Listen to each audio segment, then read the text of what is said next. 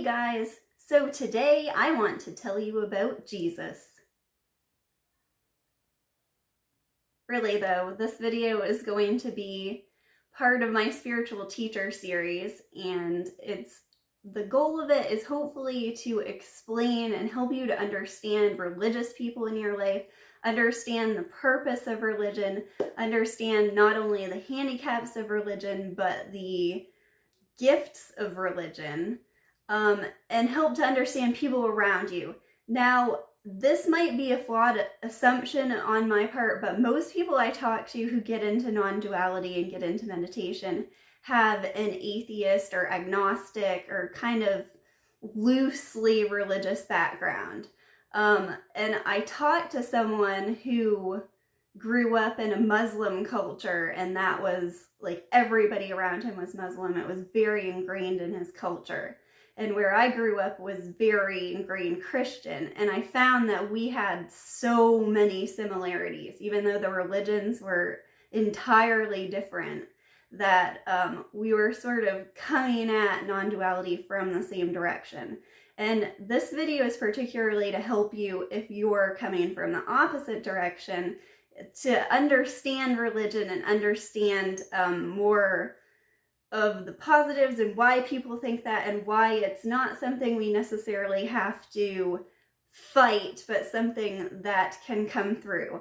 So just as like the letters of the alphabet are symbols that only have meaning because we have given them meaning, and we were taught as kindergartners or earlier what those meanings were, what meanings were assigned to them, so that we could read, so that we could decode a language and get meaning from a language. This is the same exact thing that is happening with religion and religious symbolism, parables, stories, deities. And with Jesus, it gets way more complicated, because when you go into it, you start to see that you start to understand, as you learn about enlightenment and everything, the realizations he was having, how he was communicating them, what they really meant. So, as you might have assumed, I was raised a religious background, and it was kind of strange because my parents were very, very religious when I was first born, but they had a huge falling out. There was this pastor, and my dad was really involved in the church, and he started getting involved in people's lives, involved with like the town and secular politics, and ended up getting thrown out. And my parents were just so horrified by the whole thing that they never went to church again. So I studied the Bible. It was like a big thing. It was something I was free to do completely. But I had this structure, and my dad also went a lot deeper with Christianity than most people do. And I'm gonna get into that, how it within Christianity becomes a rational thing. So I was raised Baptist, and they are the most probably rational thinkers, I feel like, of the bunch. Now, I've since come to appreciate Catholicism and how the ritual and how open-minded they are to some things and the purpose of some of the ritual. But to us, that sounded like a bunch of pomp and circumstance that was completely useless to us. We thought that was taking away from God, taking away from the connection. And then the other group that we would judge quite a lot and thought were completely ridiculous were Pentecostals. And Pentecostals are they have some pretty, to a Baptist point of view, some woo-woo beliefs. And they believe in speaking in tongues. And now that I've gotten further into the woo-woo aspects of spirituality, since kind of going into non-duality and having some mystical experiences on my own, I understand the possibility of channeling there. And so in Christianity, you have this open-mindedness that there are spirits around, that physical laws can be broken. And atheists, they're very closed-minded in a completely different way. So we have a God that we're fearful of, and we think that this Bible, especially the Baptists, we didn't have the Apocrypha, which has some great stuff in it that the Catholics have. That is rejected by the Protestants. And so a lot of the teachings, my favorite book is the Gospel of Thomas, and you can read that online for free anytime you want. And it's full of riddles and koans. It's amazing. And I'll read some of them to you at the end and tell you my thoughts on them. And a lot of them, I still read through that and I'm just like contemplate and completely stumped.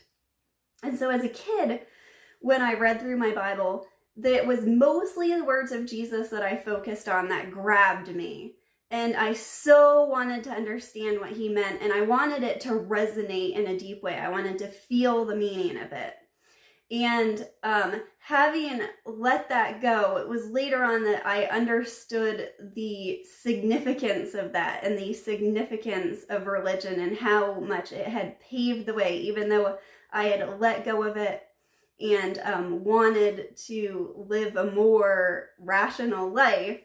That entire thing ended up collapsing on itself. And so, of course, non-duality. In religion, in these particular religions, Jesus himself is a part of the one.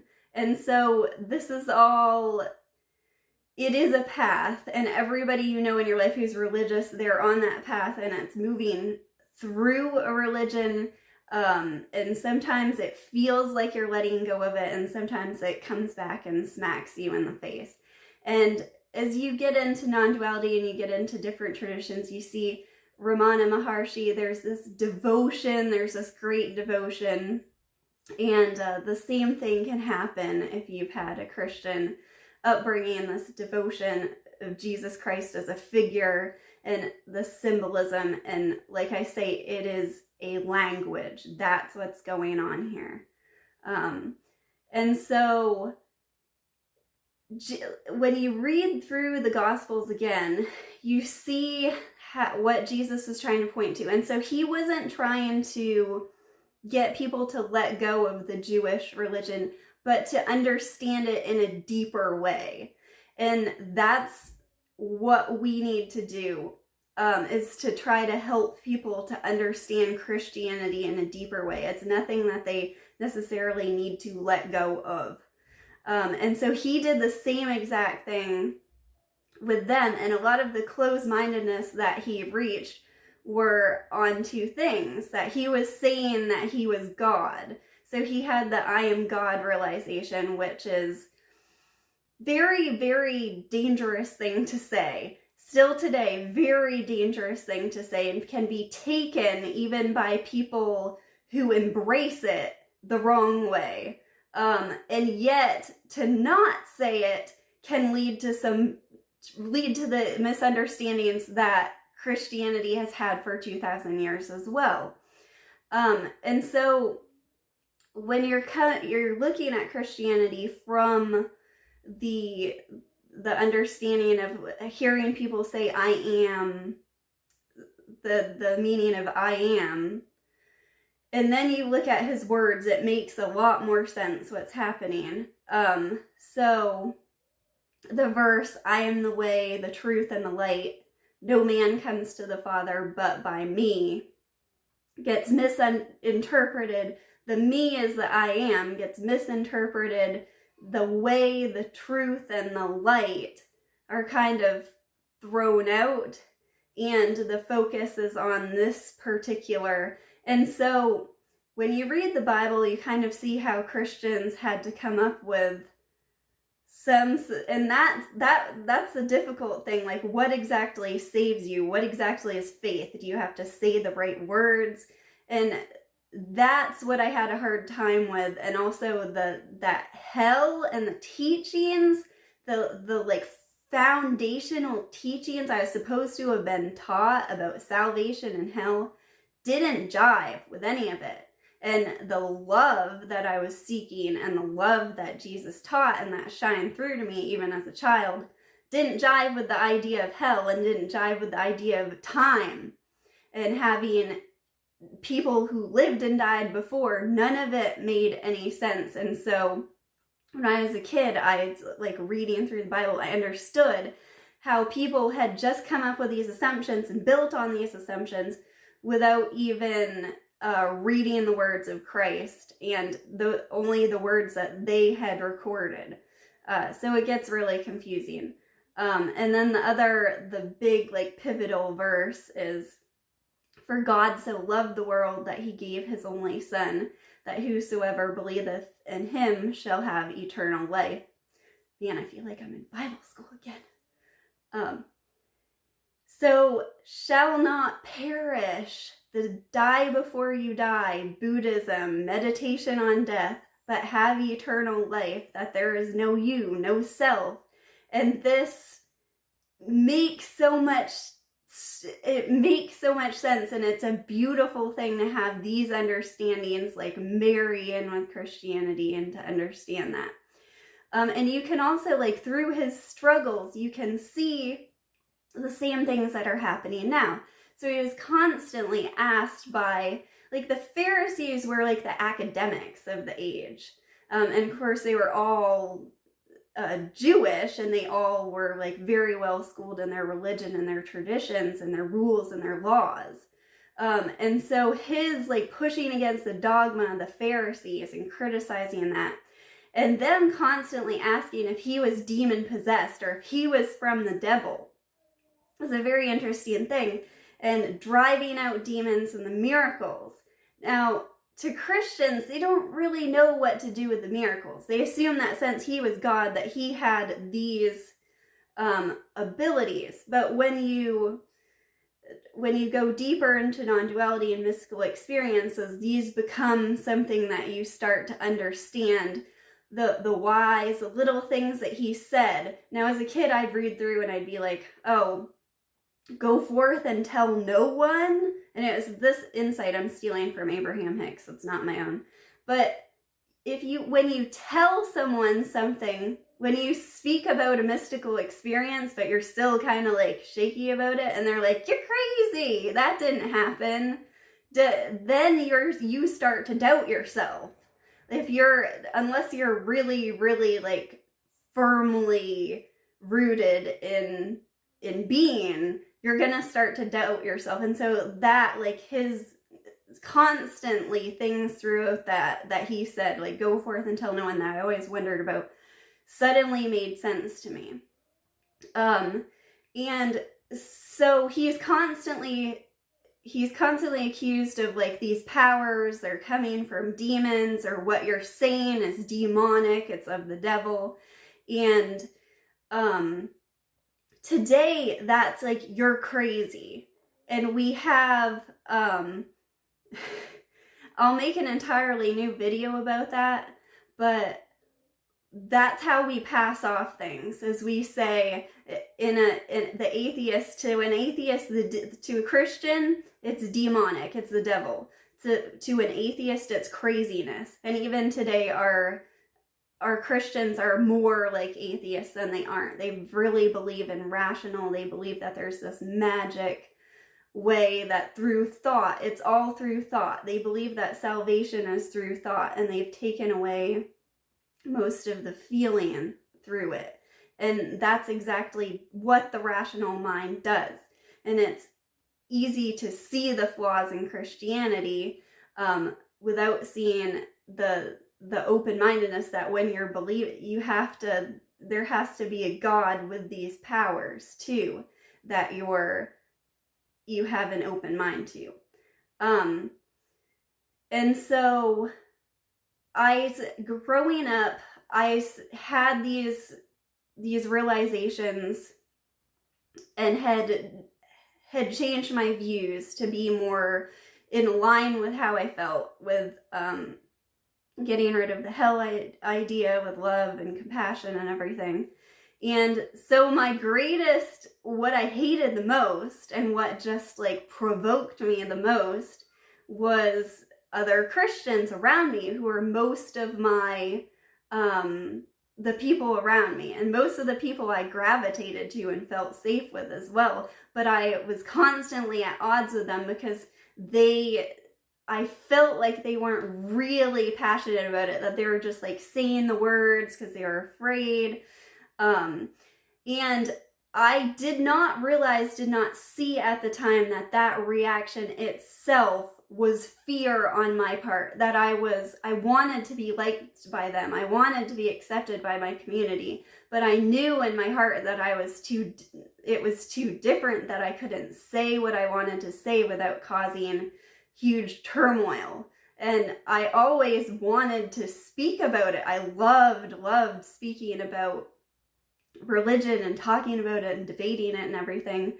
But it was rare opportunity I got to do that. And I knew that there would be, because of the patriarchy, that being female, I was just supposed to shut up and accept what was given to me too. And that was even worse. And so as a kid, luckily I got, like I said, my parents didn't force me into any of it. It was other friends that I had and people in my community that I kind of watched what was going on with the church and everything. And saw the control in it and saw a lot of things falling apart with it. And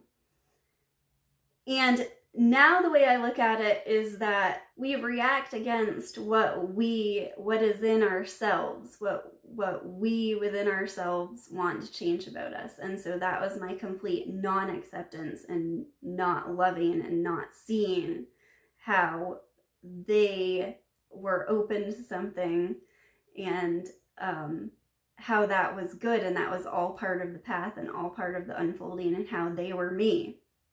I was wanting to change the external circumstances.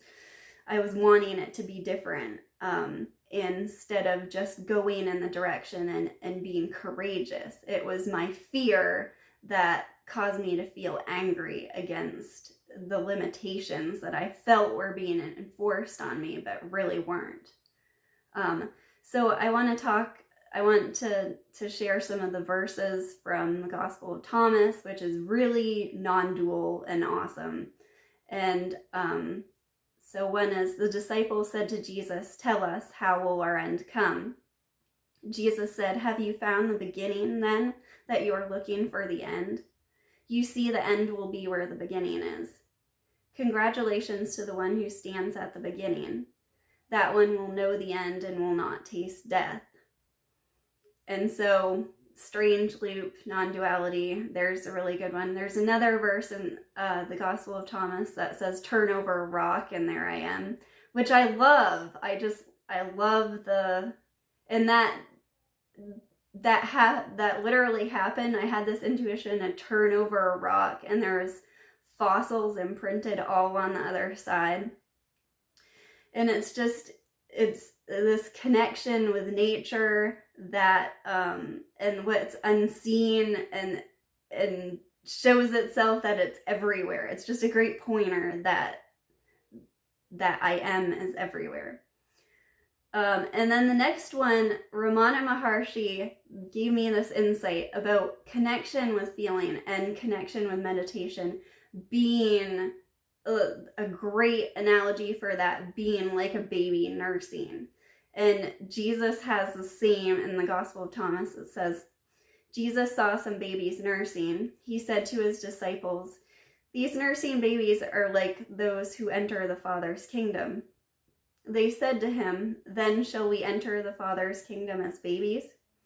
Jesus said to them, "When you make the two into one, and when you make the inner like the outer, and the outer like the inner, and the upper like the lower, and when you make male and female into a single one, so that the male will not be male, nor the female be female, when you make eyes in place of an eye, a hand in place of a hand, a foot in place of a foot, an image in place of an image, then you will enter the kingdom." So that's a really, really good non-dual pointer. And he talked about being as children. And it's funny because right now my youngest daughter is going through this stage where she's imagining so many different things. She's imagining she wants to be called Rainbow, the puppy, and this has gone on for weeks, and she tells these stories that never happened. She's very much living in this world of imagination that's real to her, but it's not concerning to her that it's not real. And so it's interesting to me, because the more I push against it, and I'm like, no, your name is what her name is, the more she's defiant and wants to imagine and wants to pretend. And we so let go of our imagination, trying to grasp this reality, trying to grasp these facts that don't exist. And I got in such frustration when I was trying to find the perfect diet, and found that no, food is intuitive. It's meant to be joyful. It's meant to be in, like you feel you want to eat something, you eat it, that there's no like rules you can follow. There's no perfect diet. And you do studies on eggs and whether eggs are healthy. And there's so many variables in how you feel when you eat it, that you can't say if any food is healthy or unhealthy. And just in that way, we need to be like kids again and go with our intuition and be playful. And like a baby, have that connection with being and connection with the body, and in meditation, that's what's building that connection. And like I said in my previous video, the Eye of the Storm video, that you're safe and you're connected, and yet you're part of the whole. And so the last verse I wanted to share is, this one is like throughout the Gospels, throughout the Bible. This isn't just the Gospel of Thomas. Jesus said, you see the sliver in your friend's eye, but you don't see the timber in your own eye. When you take the timber out of your own eye, then you will see well enough to remove the sliver from your friend's eye. And this is something that I've experienced. It was a verse we always used to, everybody sees the value in this verse. But the value of this goes deeper and deeper and deeper as you understand that you are one with everyone, that they are mirroring, that you are attracting the reaction that you're getting. And when we judge and find flaws in another, it's a projection of our own flaws. And so it is by this connection, being as children, letting go of the judgment, becoming playful, connecting with meditation. And it's funny how this be as children, I've connected both like as a nursing babe, connected with something deeper, connected with feeling, connected with the body, connected in a meditative state, and also being like a slightly older child that's playful and fun and in his or her element. And so that's all for today. I hope that this was interesting to you. I'll probably talk about this topic again in the future. And funny enough, I did the most research for this video that I've done. And this is a subject that I know the most because, like I say, as a child, this is the language that was given to me. And I still resonate and understand Christian symbolism, but I also understand arbitrary meanings and how all religions kind of work with this symbolism. And so if you are an atheist or a more rational thinker, it's going to be a different process for you to open your mind up to mystical experiences, to open your mind to the world being energy, to kind of strange supernatural things. And as they happen to you, it feels like there's an outside God or force. And sometimes we need to have an object of devotion. We need to have a guru. And it can be like a teacher that's current can be a trap because they actually physically exist today. But with Jesus, like, we have these things recorded, and yet we're kind of imagining them. We're imagining what he could have been like, and projecting our own love and our own desire for wisdom on that. And that can be the way, and it can also be a trap, and truly no duality. It is both. I love you guys. Thanks for watching. Leave me a comment if you want to have any ideas for any subjects you'd like to hear me talk about or questions you have. Please subscribe if you haven't, and leave me a comment. Love you guys. Bye.